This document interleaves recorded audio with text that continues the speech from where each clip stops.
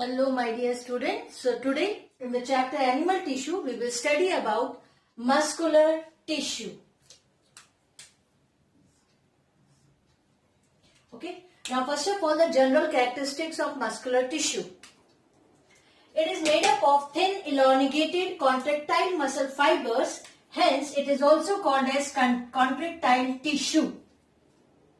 The fibers have these ability, means the muscle fibers, they have the ability to contract due to the presence of protein filaments, and that is myosin and actin, these two protein.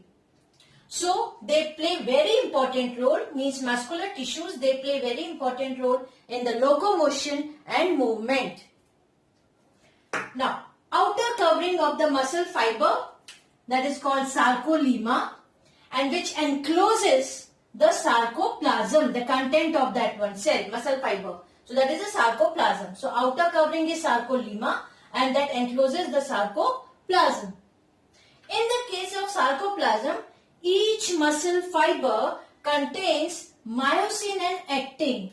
As I already said, these the presence of protein filament, that is myosin and actin. So these two proteins, they are present in the sarcoplasm. And they are also called as a contractile protein, actin and myosin.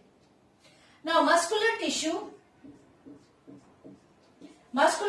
is innervated with nerve fibers. They are vascular and supplied by blood vessels. Now on the basis of structure, location and function, they are classified into three types: striated muscle, smooth muscles, cardiac muscles. So one by one we will go into the detail. So depend upon the structure, depend upon the location and function. They are of muscle fibers or muscle tissues, they are of three types. Fine. So that is striated, smooth and cardiac. Now first of all, striated muscles. Now here I have drawn the structure also of striated muscle. Okay, and the detailed structure is there. Now one I will explain. Now these muscles, means the striated muscles, are found attached to bones and they are also called as skeletal muscles, and even they are also called as voluntary muscles. Fine. So they are attached to bones and they are also called as skeletal muscles, even they are also called as the voluntary muscles. Now they contain large number of nucleus. You can see a number of nucleuses are there. Fine. And outer covering is called sarcolemma. Now each muscle fiber contains large number of myofibrils, and each myofibril is made up of repeated functional unit called sarcomere. This is very important term. So what happened here, each muscle fiber, they contain the large number of myofibril, and then each myofibril is made up of repeated units of sarcomere. Now here I have drawn the structure of sarcomere. Quickly, first of all I will read out the labelings. Now this one is the Z band. This one is Z band. Okay. Now here, this to this is called the light band or I band. Then from here to here, this one is a dark band or A band, and again this one is a light band from here to here. Fine. Now from one Z band to another Z band is called sarcomere. In the center you can see this is the H zone, and in between the H zone there is a M line. Now I will explain.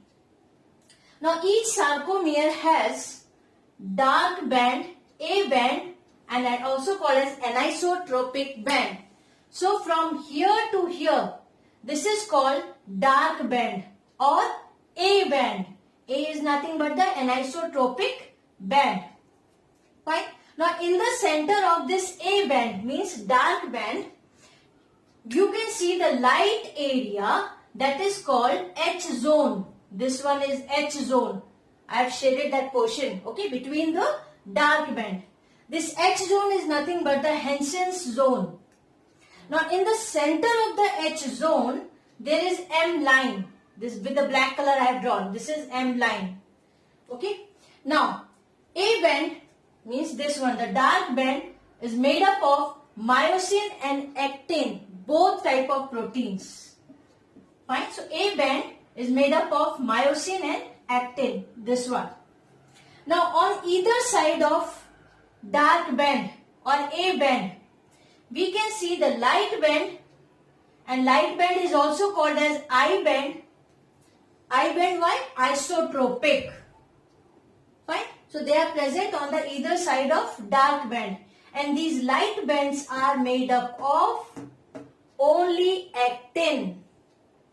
Fine. So dark bands are made up of both type of protein, myosin and actin. But in the case of the light band, they are made up of only actin. Now these light bands are separated by, in the center you can see the Z line. Okay, this one. In the center of the light band or the I band, you can see the Z1. Z is nothing but the Vischensi word. So that indicates the full form of them. That is the word Z line or the Z band. Now portion between adjacent from this Z line to this line. Okay. So that is called sarcomere. Now skeletal muscles, they show quick and strong voluntary contraction. So these all are the characteristics of the skeletal muscle. We also call them as a striated muscle or voluntary muscle. And the main repeated functional unit is called sarcomere.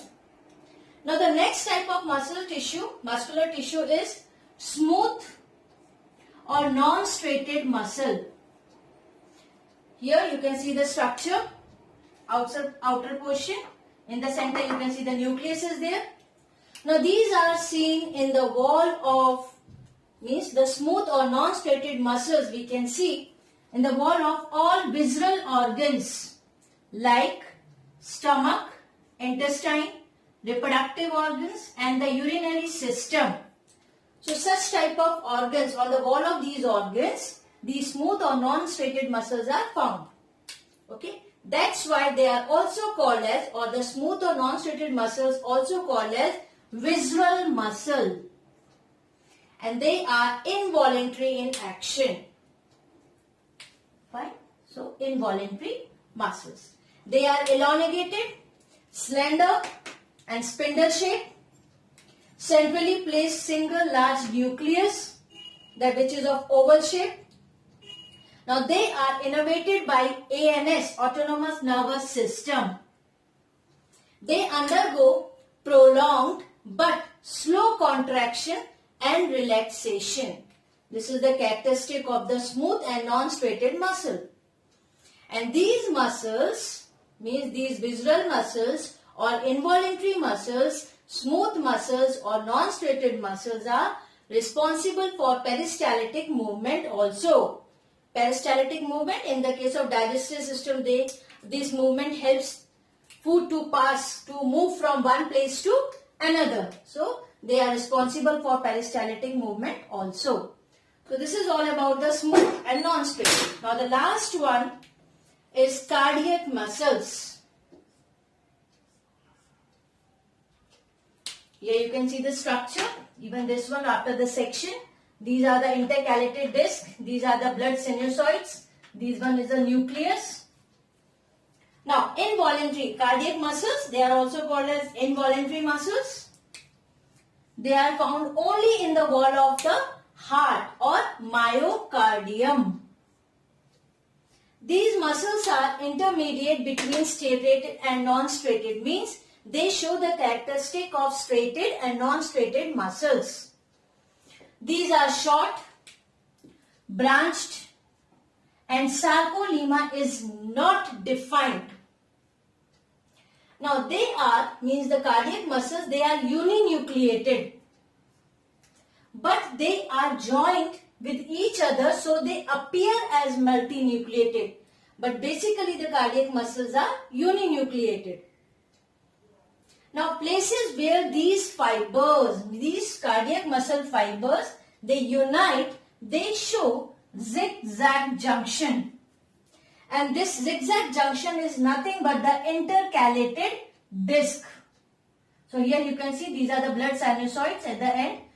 That zigzag junction is called intercalated disc. And the presence of these intercalated disc is the unique feature of cardiac muscles, because these discs are present only in the case of cardiac muscles. Now, contraction of cardiac muscle is initiated from the pacemaker. So that's why it is called myogenic. And this is the special feature of mammalian heart. In some animals, contraction is initiated from the nerve fibers. So in that case, it is called as neurogenic. Example, prawn, crustaceans animals. Okay. So in that case, the contraction initiated from the nerve fiber. So neurogenic.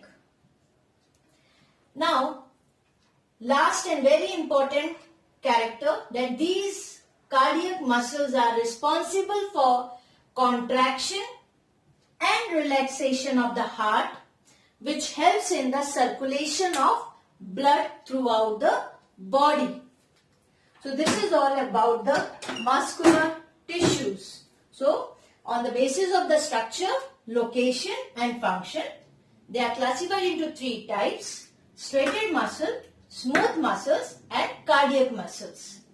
So, and especially the structure of sarcomere is very important. For 3 marks directly in the board they ask this question.